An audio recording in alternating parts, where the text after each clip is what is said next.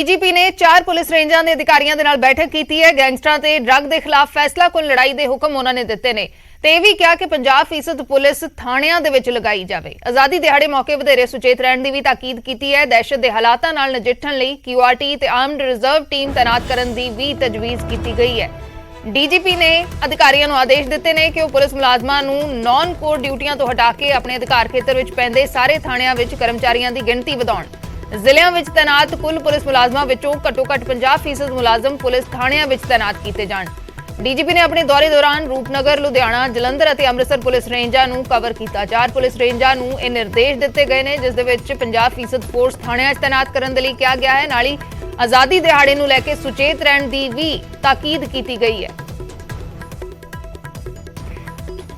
जो एक मीटिंग रखी गई सी और उस मीटिंग में उन्होंने अपने प्राइम एजेंडास जोड़े शहर के लिए लॉ एंड ऑर्डर के लिए स्टेट के वो सारे रखे।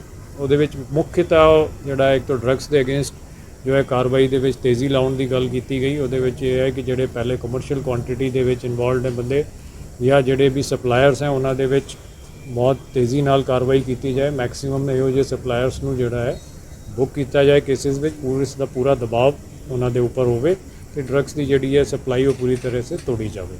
सैकेंड जोड़ा उन्होंने वालों गैंगस्टर्स के अगेंस्ट जी गतिविधियाँ हैं वो उन्होंने उन्होंने कहा है कि सीरीयसली लै करके और जोड़े भी कोई वायलेंट क्राइम्स में पिछले समय में इनवॉल्व रहे हो बंदे किसी भी तरीके के और जोड़े कोई अपने आप को किसी भी गैंग का हिस्सा समझते हैं या लिंक्ड है उन्होंने सारिਆਂ ਦੇ ਵਿੱਚ ਜਿਹੜਾ ਹੈ ਉਹਨਾਂ ਨੂੰ ਲਿਸਟ ਅਪ ਕਰਕੇ ਉਹਨਾਂ ਤੇ ਕਾਰਵਾਈ ਕੀਤੀ ਜਾਏ। ਉਹਨਾਂ ਦੀ ਐਕਟੀਵਿਟੀਜ਼ ਜਿਹੜੀਆਂ ਉਹਨਾਂ ਨੂੰ ਵਾਚ। ਅੱਗੇ ਵਧਦੇ ਹਾਂ। ਅੱਜ ਪੰਜਾਬ ਕੈਬਨਿਟ ਦੀ ਅਹਿਮ ਬੈਠਕ ਹੋਣ ਜਾ ਰਹੀ ਹੈ। ਸਵੇਰੇ 11 ਵਜੇ ਮੀਟਿੰਗ ਹੋਏਗੀ ਤੇ ਕਈ ਅਹਿਮ ਫੈਸਲਿਆਂ ਤੇ ਮੋਹਰ ਲੱਗ ਸਕਦੀ ਹੈ। 11 ਵਜੇ ਅੱਜ ਪੰਜਾਬ ਕੈਬਨਿਟ ਦੀ ਬੈਠਕ ਹੋਏਗੀ। ਮੁੱਖ ਮੰਤਰੀ ਭਗਵੰਤ ਮਾਨ ਦੀ ਅਗਵਾਈ 'ਚ ਕੈਬਨਿਟ ਦੀ ਬੈਠਕ ਹੋਣ ਜਾ ਰਹੀ ਹੈ। ਕਈ ਅਹਿਮ ਫੈਸਲਿਆਂ ਤੇ ਮੋਹਰ ਲੱਗ ਸਕਦੀ ਹੈ। ਸਵੇਰੇ 11 ਵਜੇ ਇਹ ਮੀਟਿੰਗ ਹੋਏਗੀ ਤੇ ਕਈ ਸਾਰੇ ਅਹਿਮ ਫੈਸਲੇ ਲਏ ਜਾ ਸਕਦੇ ਨੇ। ਮੁੱਖ ਮੰਤਰੀ ਭਗਵੰਤ ਮਾਨ ਦੀ ਅਗਵਾਈ ਦੇ ਵਿੱਚ ਅੱਜ ਕੈਬਨਿਟ ਦੀ ਬੈਠਕ ਹੋਣ ਜਾ ਰਹੀ ਹੈ। कैबिनेट की अहम बैठक है। सवेरे 11 बजे मीटिंग होएगी। मुख्यमंत्री भगवंत मान की अगवाई दे विच कई सारे अहम फैसले हो सकते हैं। पिछले दिनों दे विच कई सारे मुद्दों के उत्ते चर्चावां कीतियां गईयां ने जिसनूं लैके कई सारे फैसलों के उत्ते मोहर लग सकती है।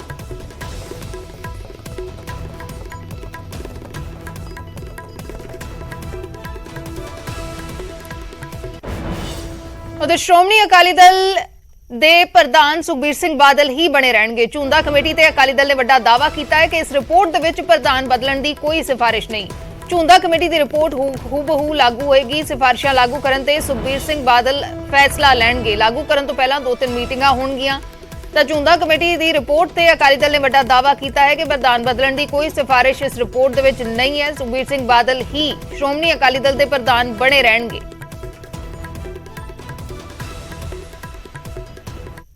ਦੀ ਮੀਟਿੰਗ ਹੈ ਕਿਹੜੇ ਮਸਲੇ ਨੇ ਜਿਨ੍ਹਾਂ ਤੇ ਚਰਚਾ ਕਰ। ਸੁਖਬੀਰ ਸਿੰਘ ਬਾਦਲ ਅਕਾਲੀ ਦਲ ਦੇ ਪ੍ਰਧਾਨ ਬਣੇ ਰਹਿਣਗੇ। ਚੰਡੀਗੜ੍ਹ 'ਚ ਅਕਾਲੀ ਦਲ ਦੀ ਕੋਰ ਕਮੇਟੀ ਦਾ 5 ਘੰਟੇ ਮੰਥਨ ਹੋਇਆ ਜਿਸ 'ਚ 13 ਮੈਂਬਰੀ ਝੁੰਦਾ ਕਮੇਟੀ ਦੀਆਂ ਸਿਫਾਰਿਸ਼ਾਂ ਤੇ ਚਰਚਾ ਕੀਤੀ ਗਈ। ਮੀਟਿੰਗ ਤੋਂ ਬਾਅਦ ਪਾਰਟੀ ਆਗੂ ਬਲਵਿੰਦਰ ਸਿੰਘ ਭੁੰਦਰ ਨੇ ਕਿਹਾ ਹੈ ਕਿ ਰਿਪੋਰਟ 'ਚ ਪਾਰਟੀ ਪ੍ਰਧਾਨ ਬਦਲਣ ਦੀ ਕੋਈ ਵੀ ਸਿਫਾਰਿਸ਼ ਨਹੀਂ ਕੀਤੀ ਗਈ ਅਤੇ ਪਾਰਟੀ ਦੀ ਕਮਾਨ ਸੁਖਬੀਰ ਸਿੰਘ ਬਾਦਲ ਦੇ ਹੱਥ 'ਚ ਹੀ ਰਹੇਗੀ।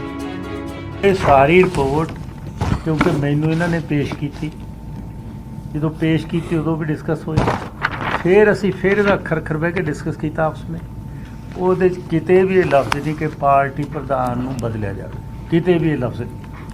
ਆਪਣੇ ਵੱਲੋਂ ਕਿਤੇ ਕੋਈ ਕਹੀ ਜਾਵੇ, ਜ਼ਬਾਨੀ ਕੋਈ ਕਹੀ ਜਾਵੇ। ਇਸੇ ਕਰਕੇ ਮੈਂ ਥੋੜ੍ਹਾ ਤਾਂ ਰੱਖਿਆ ਇਹ ਗੈਰ ਫੀਲਡ 'ਚ ਵੀ ਇਹਨਾਂ ਦੀ ਗੱਲ ਹੈ ਜਿਹੜੀ ਜ਼ਿਆਦਾ ਅਥੈਂਟਿਕ ਹੈ ਅਤੇ ਇਹਨਾਂ ਨੇ ਤੁਹਾਨੂੰ ਆਪਣੀ ਜ਼ਬਾਨ ਨਾਲ ਸਾਰਾ ਦੱਸਤਾ ਹੈ। ਉਧਰ ਅਕਾਲੀ ਆਗੂ ਇਕਬਾਲ ਸਿੰਘ ਝੁੰਦਾ ਨੇ ਕਿਹਾ ਹੈ ਕਿ ਉਹ 117 ਵਿਧਾਨ ਸਭਾ ਹਲਕਿਆਂ 'ਚੋਂ 100 ਹਲਕਿਆਂ 'ਚ ਗਏ ਅਤੇ ਲੋਕਾਂ ਤੋਂ ਫੀਡਬੈਕ ਲਿਆ ਜਦਕਿ ਉਹਨਾਂ ਦੀ ਰਿਪੋਰਟ ਤੇ ਪਾਰਟੀ ਨੇ ਖੁੱਲ੍ਹਦਿਲੀ ਨਾਲ ਚਰਚਾ ਕੀਤੀ ਹੈ।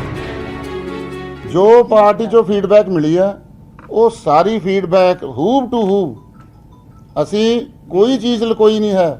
ਜਿਹੜੀਆਂ ਚੀਜ਼ਾਂ ਲੀਡਰਸ਼ਿਪ ਦੇ ਉਲਟ ਜਾਂਦੀਆਂ ਸੀ ਉਹ ਵੀ ਲਿਖੀਆਂ, ਜਿਹੜੀਆਂ ਹੱਕ 'ਚ ਚੀਜ਼ਾਂ ਨੂੰ ਅਸੀਂ ਪ੍ਰਚਾਰ ਨਹੀਂ ਕਰ ਸਕੇ ਉਹ ਵੀ ਲਿਖੀਆਂ, ਜਿਹੜੀਆਂ ਸਾਜ਼ਿਸ਼ਾਂ ਕਰਨ ਨਾਲ ਸਾਨੂੰ ਕਮਜ਼ੋਰ ਕੀਤਾ ਜਾ ਰਿਹਾ ਉਹ ਵੀ ਲਿਖੀਆਂ, ਜਿਹੜੇ ਧਾਰਮਿਕ ਮੁੱਦੇ ਸਾਨੂੰ ਬਦਨਾਮ ਕਰਨ ਲਈ ਜਾਂ ਜਿੱਥੇ ਕਿਤੇ ਸਾਡੇ ਤੋਂ ਗਲਤੀਆਂ ਹੋਈਆਂ ਉਹ ਵੀ ਲਿਖੀਆਂ ਸੀ। ਹਰ ਚੀਜ਼ ਇਸ ਰਿਪੋਰਟ ਵਿੱਚ ਵਰਣਨ ਕੀਤੀ ਹੈ ਔਰ ਪਾਰਟੀ ਨੇ ਬੜੇ ਖੁੱਲੇ ਮਨ ਨਾਲ ਮੰਨੀ ਹੈ। ਪਰ ਉਹ ਅਸੀਂ ਜਨਤਕ ਹਲੇ 1-2 ਮੀਟਿੰਗਾਂ ਤੋਂ ਬਾਅਦ ਇਹ ਰਿਪੋਰਟ ਆ ਜਿਹੜੀ ਜਨਤਕ ਹੋਊਗੀ। ਦੱਸ ਦਈਏ ਕਿ ਝੁੰਦਾ ਕਮੇਟੀ ਦੀਆਂ ਸਿਫਾਰਸ਼ਾਂ ਤੇ ਆਖਰੀ ਫੈਸਲਾ ਸੁਖਬੀਰ ਸਿੰਘ ਬਾਦਲ ਲੈਣਗੇ, ਜਦਕਿ ਫੈਸਲਾ ਲਾਗੂ ਕਰਨ ਤੋਂ ਪਹਿਲਾਂ 2-3 ਮੀਟਿੰਗਾਂ ਹੋਰ ਕਰਨ ਦੀ ਗੱਲ ਵੀ ਪਾਰਟੀ ਨੇ ਆਖੀ ਹੈ। ਇਹ ਵੀ ਦੱਸ ਦਈਏ ਕਿ ਝੁੰਦਾ ਕਮੇਟੀ ਲਾਗੂ ਕਰਨ ਦੀ ਮੰਗ ਅਕਾਲੀ ਵਿਧਾਇਕ ਮਨਪ੍ਰੀਤ ਸਿੰਘ ਇਆਲੀ ਨੇ ਕੀਤੀ ਸੀ ਅਤੇ ਉਹਨਾਂ ਨੇ ਇਸ ਦਾ ਹਵਾਲਾ ਦਿੰਦਿਆਂ ਰਾਸ਼ਟਰਪਤੀ ਚੋਣਾਂ ਦਾ ਬਾਈਕਾਟ ਕਰ ਦਿੱਤਾ ਸੀ।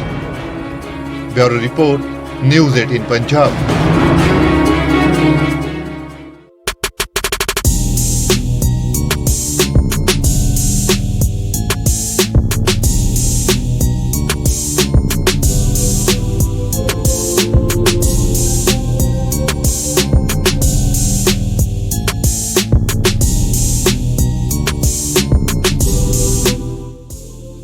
ਪਰਾਲੀ ਪ੍ਰਬੰਧਨ ਨੂੰ ਲੈ ਕੇ ਅਰਵਿੰਦ ਕੇਜਰੀਵਾਲ ਨੇ ਕਿਹਾ ਹੈ ਕਿ ਪੰਜਾਬ ਸਰਕਾਰ ਨੇ 에ਅਰ ਕੁਆਲਿਟੀ ਕਮਿਸ਼ਨ ਨੂੰ ਇੱਕ ਤਜਵੀਜ਼ ਭੇਜੀ ਹੈ, ਜਿਸ ਦੇ ਵਿੱਚ ਕਿਸਾਨਾਂ ਨੂੰ 2500 ਰੁਪਏ ਪ੍ਰਤੀ ਏਕੜ ਨਕਦ ਮੁਆਵਜ਼ਾ ਦੇਣ ਦੀ ਗੱਲ ਕਹੀ ਗਈ ਹੈ, ਇਨਸੈਂਟਿਵ ਦੇਣ ਦੀ ਗੱਲ ਕਹੀ ਗਈ ਹੈ। ਪੰਜਾਬ ਤੇ ਦਿੱਲੀ ਸਰਕਾਰ ਇਸ ਦੇ ਵਿੱਚ 500 ਰੁਪਏ ਦਾ ਹਿੱਸਾ ਪਾਉਣਗੀਆਂ ਤੇ ਕੇਂਦਰ ਸਰਕਾਰ 1500 ਰੁਪਏ ਦਾ ਯੋਗਦਾਨ ਕਰੇ। ਅਰਵਿੰਦ ਕੇਜਰੀਵਾਲ ਦਾ ਬਿਆਨ ਹੈ, 에ਅਰ ਕੁਆਲਿਟੀ ਕਮਿਸ਼ਨ ਨੂੰ ਪੰਜਾਬ ਸਰਕਾਰ ਨੇ ਇੱਕ ਤਜਵੀਜ਼ ਭੇਜੀ ਹੈ ਕਿ 2500 ਰੁਪਏ ਦਾ ਇਨਸੈਂਟਿਵ ਕਿਸਾਨਾਂ ਨੂੰ ਦਿੱਤਾ ਜਾਵੇ ਪਰਾਲੀ ਸਾੜਨ ਤੋਂ रोकने के लिए। मेरी जानकारी के मुताबिक पंजाब सरकार ने एयर क्वालिटी कमीशन को एक प्रस्ताव भेजा है। उस प्रस्ताव के मुताबिक 2500 रुपये प्रति एकड़ के हिसाब से किसानों को अपनी पैडी ना जलाने के लिए कैश इंसेंटिव देने की बात कही गई है कि हम 2500 रुपये दे दें, फिर किसान चाहे जो मर्जी टेक्नोलॉजी इस्तेमाल करे, जैसे मर्जी करे और पैडी ना जलाए।